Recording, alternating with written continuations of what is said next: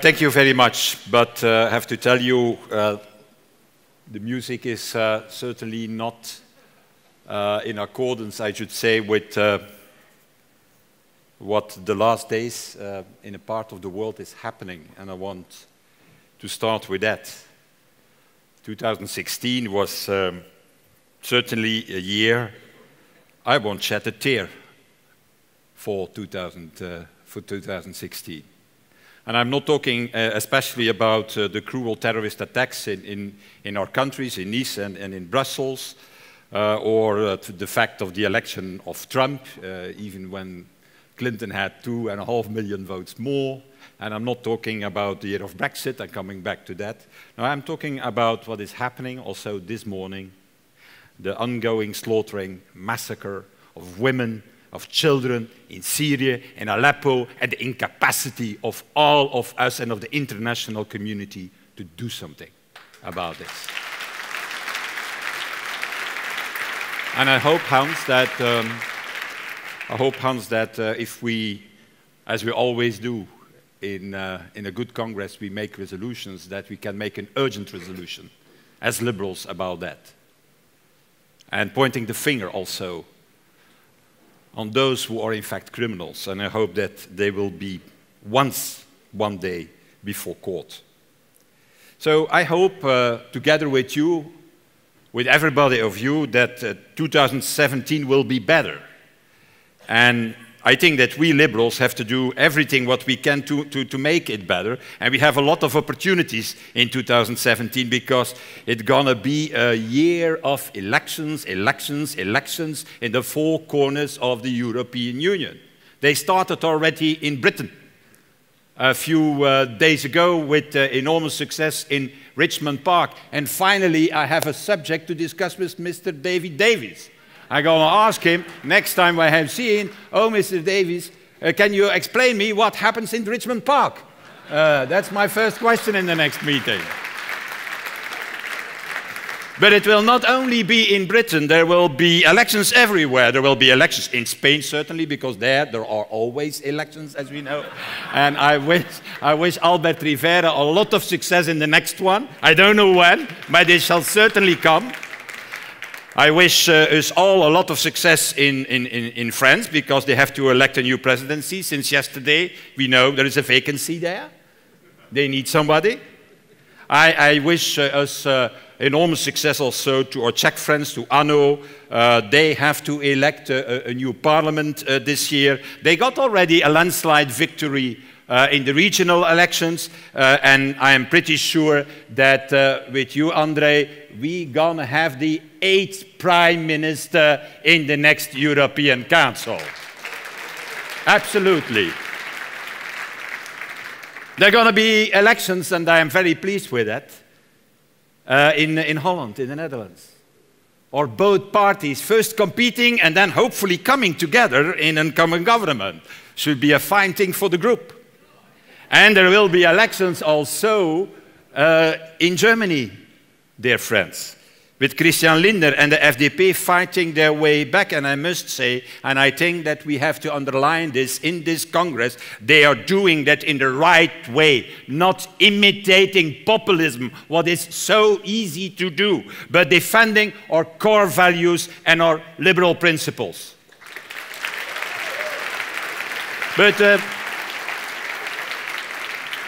we have unfortunately to recognize that it's not only in Germany that populists are on the rise. It's also the case in a number of other countries. The case in the Netherlands, we have Wilders there. In the UK, Farage, even when he will be sent now, I think, to Washington, if I have understood it well, so that's already a problem solved. In France, with Marine Le Pen, of course, also here.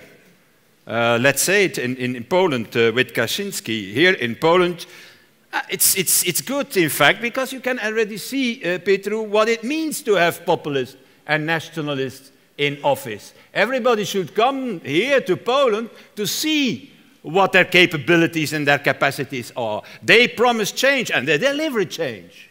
Their name, hey, they call themselves Law and Order. And what they really do is undermine law and order in this country. What they do is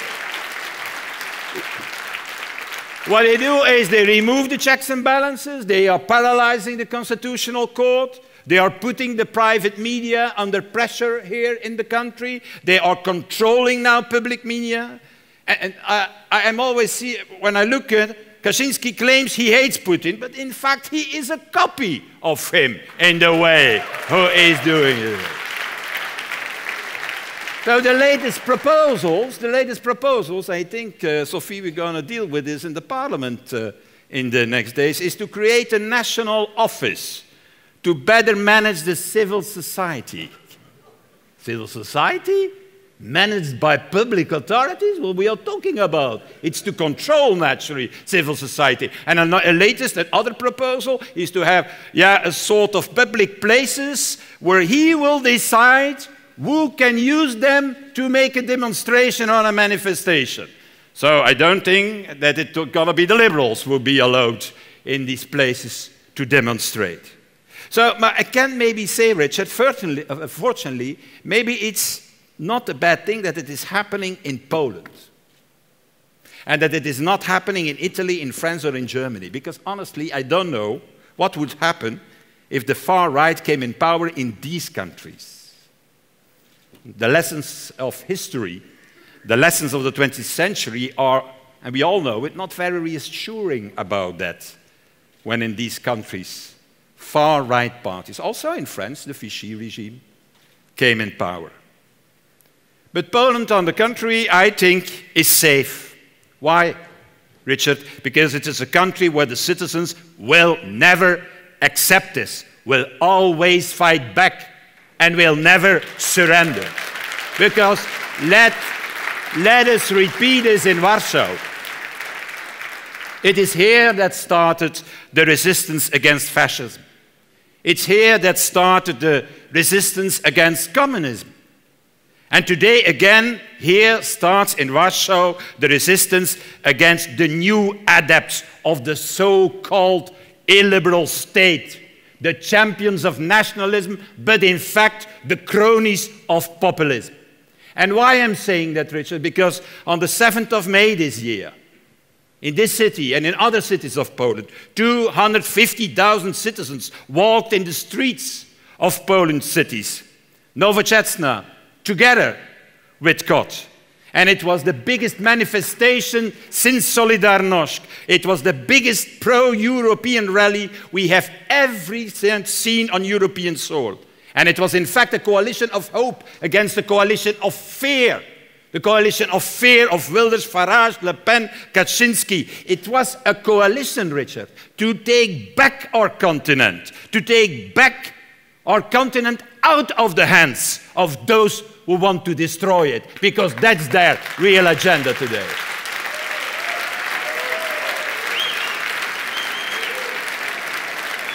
So, let's recognize it.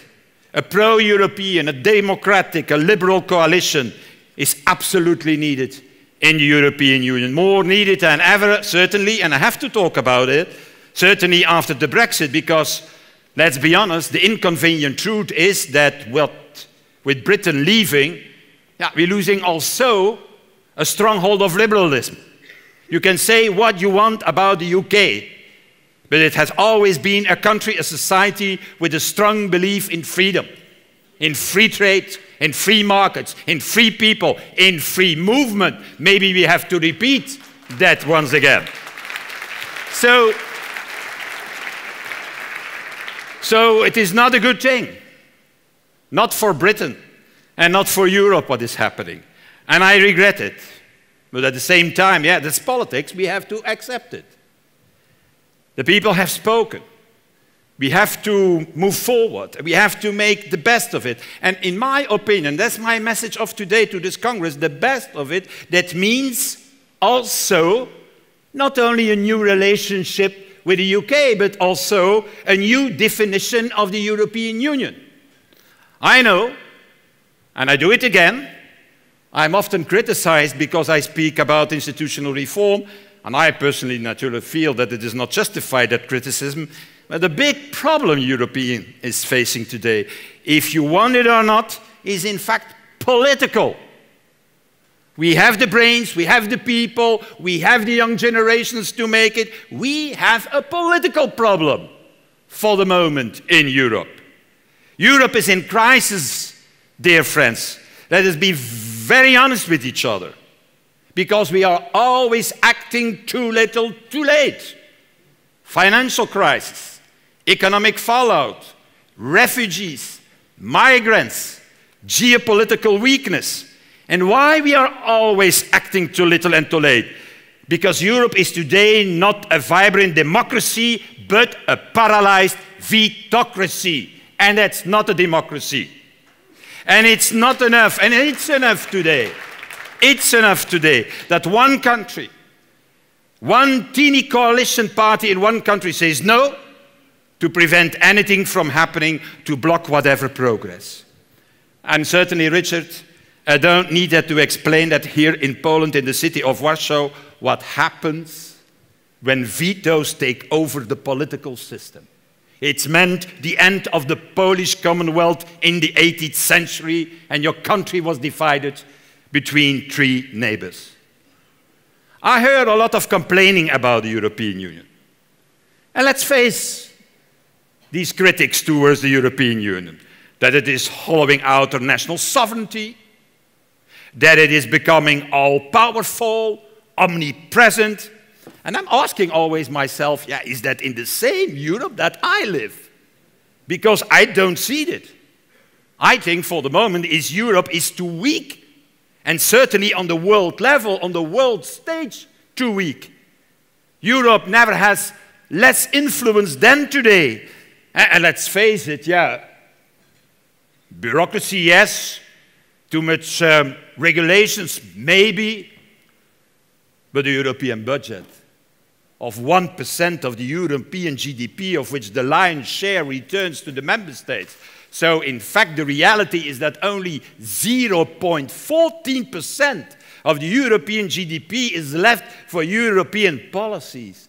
0.14%. What we are talking about. And in top, we don't have a real border and coast guard to protect our outside borders. We don't have a European intelligence and investigation agency that can fight cross-border crimes and terrorism, because many other nation states say, no, that's not necessary. Coordination is enough, as we have seen the last years. We don't have a full banking union, nor a treasury that is able to support the euro and to do what is absolutely necessary to clean up our banks. Our banks are not cleaned up. We're going to see it next week with the next problem with Italian financial institutions. So nothing of all this exists. Welcome in the European superstate. Let's be honest, it's not even a state, and it's certainly not super. That's clear. So instead,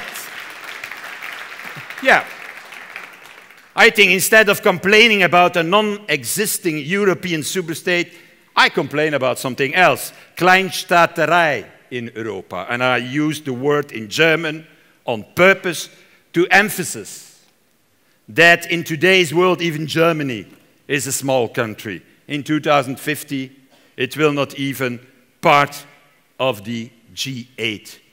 What we want is another Europe, a Europe of the citizens that is effective, and not a weak confederation that costs money but doesn't deliver.